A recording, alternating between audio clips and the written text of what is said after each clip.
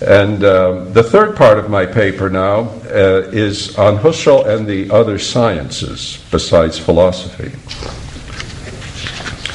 Husserl does not just postulate or posit the ego. He does not fabricate it philosophically. It's not a hypothetical construct. He simply describes what we express or refer to when we say I. But he does more than just repeat our ordinary recognition of ourselves as agents of thinking.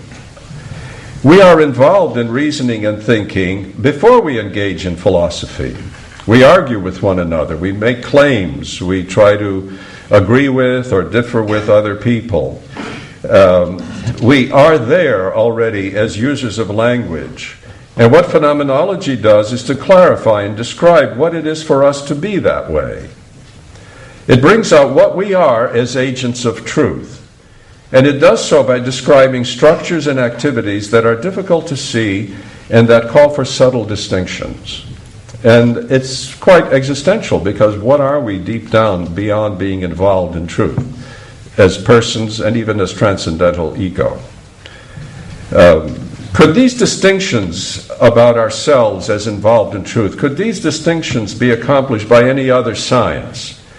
Could they be made by physics, biology, psychology, sociology, or history?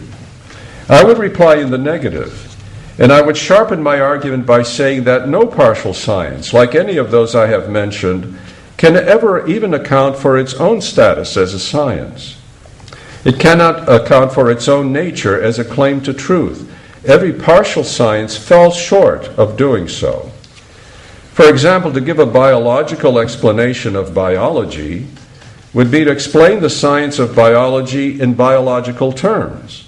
It would explain the science as a process like those that occur in the cells and organs of a living thing. Psychology and sociology might seem to be able to do more, since they seem to deal with consciousness and thinking more directly, but they too cannot establish themselves as claims to truth, only as the way we do and say things as a matter of empirical or historical fact. A psychologist or sociologist cannot establish himself as presenting claims that others ought to assent to if they want to recognize the way things are. He cannot provide a clarification of what it is to be a science, and he cannot clarify what we are as agents of truth, nor can he clarify the world and the things in it as amenable to thinking. He cannot examine being as being. For example, if we try to clarify the principle of non-contradiction psychologically or sociologically, it would lose its force as a constituent in the truth of things. It would lose its normative character. It would be explained just as a habit of mind or a way that some people happen to use language. It would cease to govern the way things are and the way they are said to be. Even cognitive science cannot do what first philosophy does. Cognitive science is the combination of neuroscience, computer science, and logic that some people take to be a contemporary substitute for philosophy. Its major task is to correlate human cognitive activities with the activities of the brain and nervous system.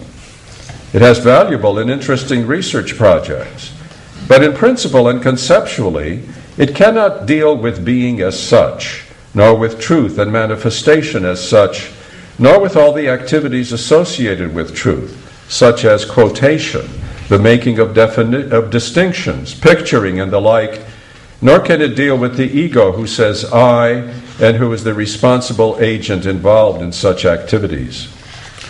I think we can say of cognitive science what Leo Strauss, to quote him again, what Leo Strauss says about naturalism. Quote, "Naturalism is completely blind to the riddles inherent in the givenness of nature.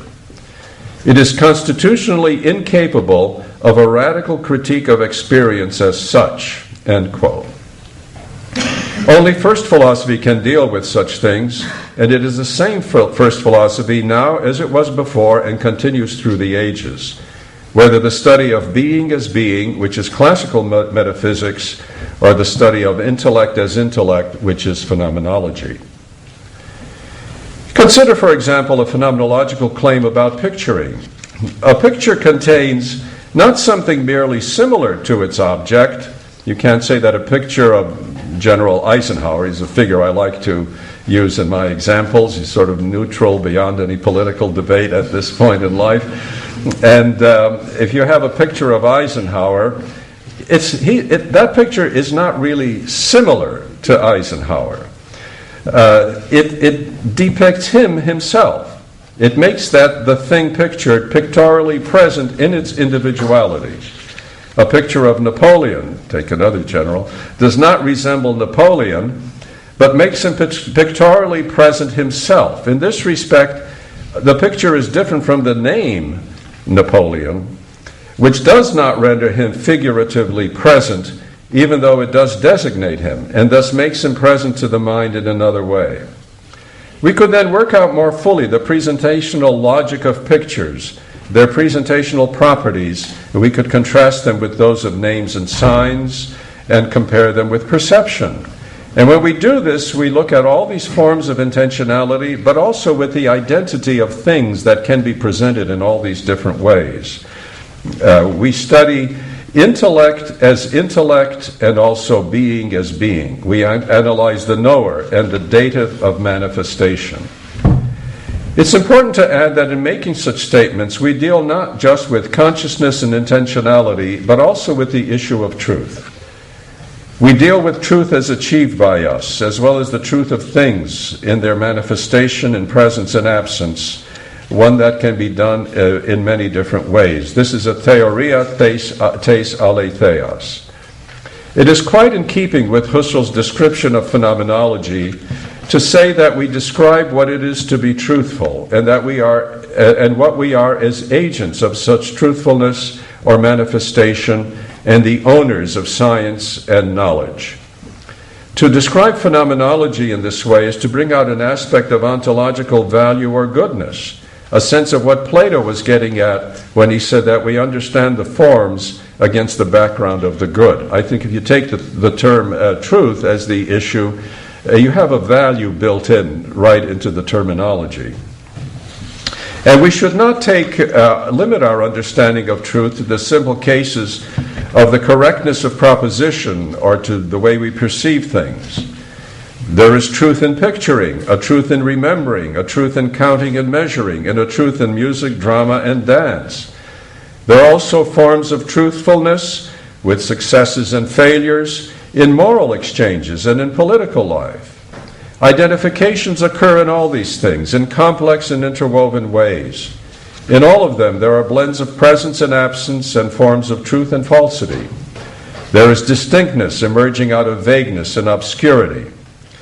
There is, for example, a truth in pictures. In one sense, whether we can ask whether a picture is accurate, whether it corresponds with what it depicts. That would be like the truth of correctness of a picture. But we can also ask whether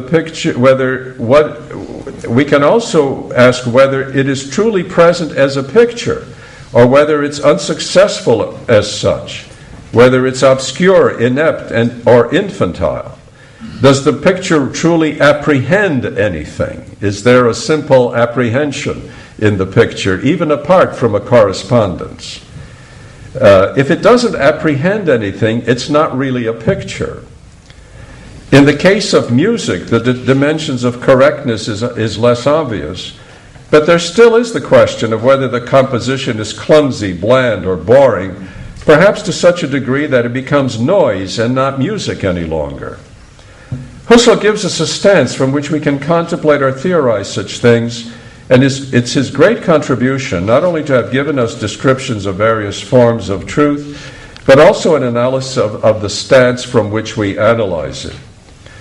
He differentiates this transcendental attitude from our original standard way of dealing with things in truth and falsity.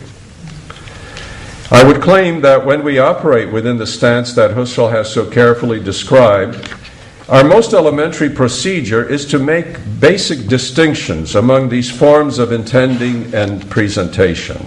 In fact, he used that phrase early in his logical investigations. The very first section of the first investigation is entitled Die wesentliche Unterschiede, the essential distinctions. In First Philosophy, we work out fundamental distinctions and also engage in dialectical refutation, as Aristotle does when he establishes the inevitability of the principle of non-contradiction in Metaphysics 4, showing that his antagonist cannot help but use the very principle he wishes to deny. Aristotle shows that if you are going to say anything, if you're going to engage in even the most elementary exercise of truthfulness, if you are even to signify something, let alone assert it, you must accept the validity of non-contradiction. And even in doing this, you make a distinction between this and that. So contradiction and distinctions are interwoven.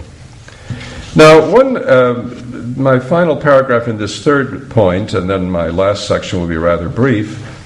My final point right now is to speak about apodicticity. Husserl claims that his remarks are apodictic, that we see that they couldn't be otherwise, kind of a necessity to them.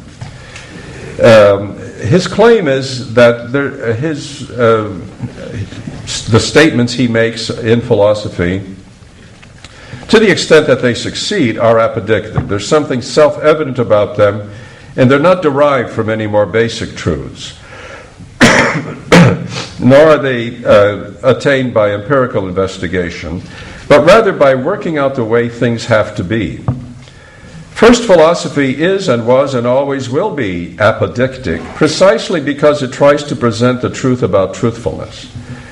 This sort of self-referentiality gives it a character that is different from other investigations. It doesn't mean that its declarations are dogmatic or arbitrary. They are not tyrannical. They need to be stated and argued, and they can be unsuccessful. They can be vague, and questions must be asked about them, but the kind of truth they achieve is distinctive. It doesn't appeal to simple intuitions, but it appeals to distinctions and to the differentiation, for example, between perceiving and remembering, picturing and naming, measurement and predication, and so forth. By working each of these off against the other, we bring all of them to light, and we do so through discursive speech. Socrates in the Platonic dialogues argues with other speakers, and Husserl also, despite the apparent solitariness of his manner of writing, still speaks to his students, to us, and even to himself, but even here we intrude through the archival material on his soliloquies.